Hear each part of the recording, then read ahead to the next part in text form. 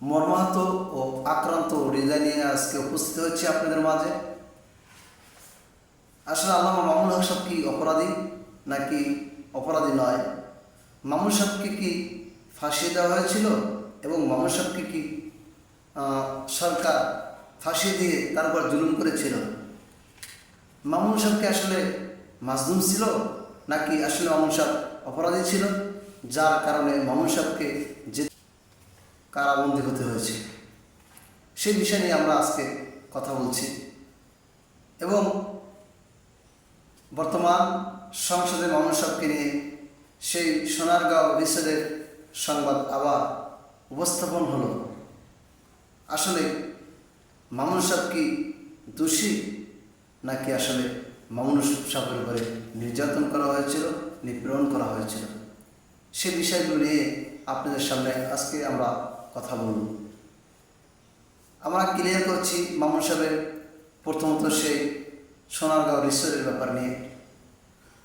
মামুনুল সাহেব দীর্ঘ কয়েক বছর জেলে তাকে কারাবন্দী থাকতে হয়েছে, তারপর জুলুম এবং নির্যাতন করা হয়েছে। কথাটা বাস্তব, আমরা সত্য এবং আরও পর্যন্ত আমরা বিশ্বাস করি। সেই সময় সরকার প্রধানমন্ত্রী জননেত্রী শেখ হাসিনা তখন তাকে জেলে পাঠিয়েছিলেন নাকি সুকৌশলে তাকে রাজনৈতিকভাবে ঘায়েল করবার জন্য তাকে অপবাদ দিয়ে তারপর কি জুলুম করেছিল, নাকি তৎকালীন সময় সরকার তারপরে ন্যায্য যেটা পাওনা ছিল তার সেইটাই করেছিল?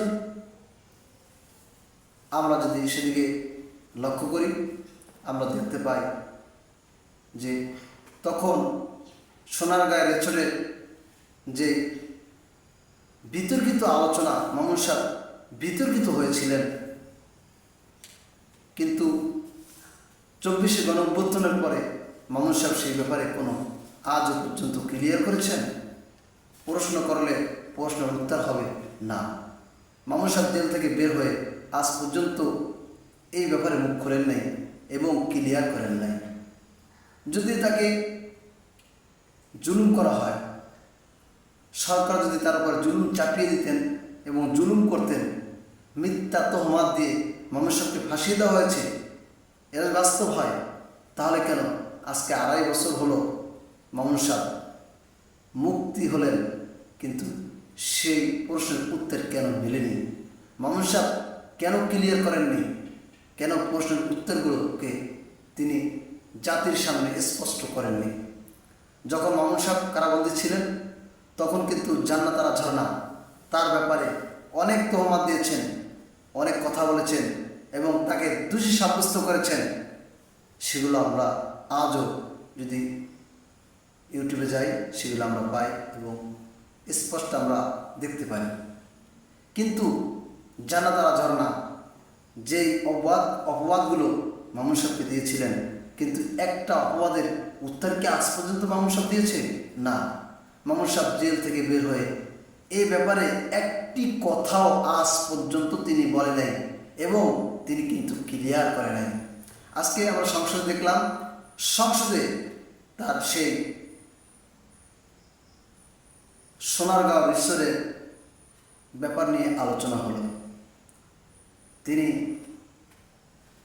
যে অপরাধ করেছেন সেগুলো কিন্তু সংসদে কথা হয়েছে।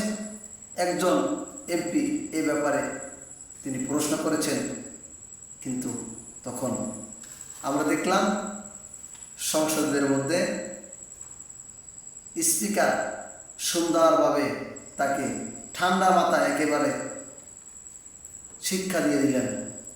তিনি সাপও মারলেন এবং লাঠিও মারলেন না, যেন তিনি দোষী না হয় এমনভাবে উত্তর দিয়েছেন, এমনভাবে উপস্থাপনা তিনি করেছেন যেন তিনি কোনোভাবে দূষিত না হন। আসলে তিনি বলছেন মামুনুল সাহেব এই জায়গা থেকে ক্লিয়ার করে নেন এবং তিনি বলেছেন তিনি এখানে নাই সংসদে, অর্থাৎ তাকে নিয়ে কথা না বললে ভালো হয়। এই ব্যাপারে জামাতের নায়েবে আমির তাহের সাহেব উত্তর দিয়েছেন, বেশ ভালো কথা, কিন্তু কেন জাতির কাছে প্রশ্ন থেকে যায়, আজও পর্যন্ত কেন মামুন সাহেব এই প্রশ্নগুলোর উত্তর দেননি। এবং আমরা দেখতে পারলাম যে সেই সময় তার জন্য কত মানুষ জীবন দিয়েছে, তাজা প্রাণগুলো রক্ত দিয়েছে, কিন্তু এই সময় কি মামুন সাহেবের রিসোর্টে যাওয়া ঠিক হয়েছে? না, মোটেও ঠিক হয়নি। তার কি ভারী ঘর ছিল না? তার ফুর্তি করার কোনো জায়গা ছিল না? কেন রিসোর্টে যেতে হবে? এবং আমি মনে করি মামুন সাহেব যদি দোষী হয় তাহলে মামুন সাহেবের এ ব্যাপারে শাস্তি হওয়া উচিত। কারণ এই জাতিকে কলঙ্কিত করেছে, এই ওলামাই দেওবন্দি অঙ্গনটাকে তিনি কলঙ্কিত করেছে। তার কারণে আজকে আমরা মাথা দেখাতে পারি না। আর যদি তিনি অপরাধী না হয়, যারাই অপরাধী তাদের বিচারে আনা হোক, এবং এই ব্যাপারে একটি কথাও যেন কেউ দুঃসাহস না দেখাতে পারে এবং কোনো কথা না বলতে পারে। আজকে যদি মামুন সাহেব অপরাধী হয় তাহলে আমরা বলবো মামুন সাহেবকে সেই সুযোগটা আবার দেওয়া হোক। কারণ বর্তমানে তো মামুন সাহেবের সেই সুযোগ আছে। তিনি এখন তো যেমন খুশি তেমন সে ফুর্তি করতে যেতে পারে, এবং তিনি আবার মন চাইলে সোনারগাঁও রেস্টুরেন্টে যেতে পারেন। সেই সুযোগটা কিন্তু এখন তার আছে। কিন্তু যদি তিনি অপরাধী না হন তাহলে প্রত্যেকটা বিচার হয় সেই ব্যবস্থা নেওয়া এই সরকারের দায়িত্ব, এবং সংসদে যেন এরকম ধরনের কোনো মন্তব্য এবং কথা না হয়। আজকে আমরা দেখছি 2টা পাঠ হয়ে গেছে। কিছুদিন আগে আল্লামা নুরুল ইসলাম অলিপুরী মামুন সাহেবকে নিয়ে একটি বক্তব্য দিয়েছিলেন। এই আমাদের ওলামায়ে কেরাম 2টা পাঠ করে ফেললেন। কেউ কেউ আল্লামা নুরুল ইসলাম অলিপুরীকে তাকে একেবারে পায়ের নিচে রাখলেন, আবার কেউ কেউ মামুন সাহেবকে আসমানে উঠিয়ে দিলেন।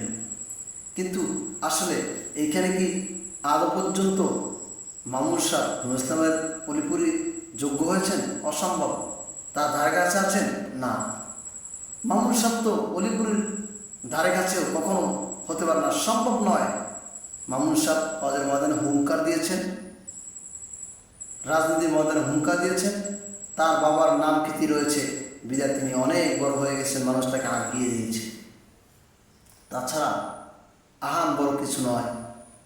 এবং আল্লামা নুরুল ইসলাম অলিপুরীকে তুচ্ছ তাচ্ছিল্য করা হচ্ছে এবং তাকে জর্দা হুজুর বলা হচ্ছে, জর্দা আল্লামা বলা হচ্ছে। আরে তোমাদের যে রিসোর্টের আল্লামা, কেন আজ পর্যন্ত তিনি উত্তর দিল না? এটা জাতির জন্য কি কলঙ্কিত না? এটা ওলামায়ে কেরামের জন্য কি কলঙ্কিত না? এটা কি কওমি অঙ্গনের জন্য ভয়ানক ক্ষতি নয়? আজকে তিনি যে কর্মকাণ্ডগুলো করছে এর দ্বারা জাতি বিশাল ক্ষতি হয়ে যাচ্ছে। কওমি অঙ্গনকে ধ্বংস করার জন্য একমাত্র মামুন সাহেব যথেষ্ট, আর কাউকে লাগবে না। যদি আপনাদের আল্লামা ঠিক থাকে তাহলে আপনাদের আল্লামাকে সংশোধন হতে বলেন, এবং যারা অপরাধী তাদের বিচার জানি হয় সেটার ব্যবস্থা না হোক। আর যে মামুন সাহেব অপরাধী হয়ে থাকে, মামুন সাহেবের বিচার করা হোক। এই জাতি কলঙ্কিত না হয়, এই জাতি যেন কলঙ্কিত থেকে মুক্তি হয়, এবং কওমি অঙ্গন যেন কোনো কলঙ্কিত না হয়,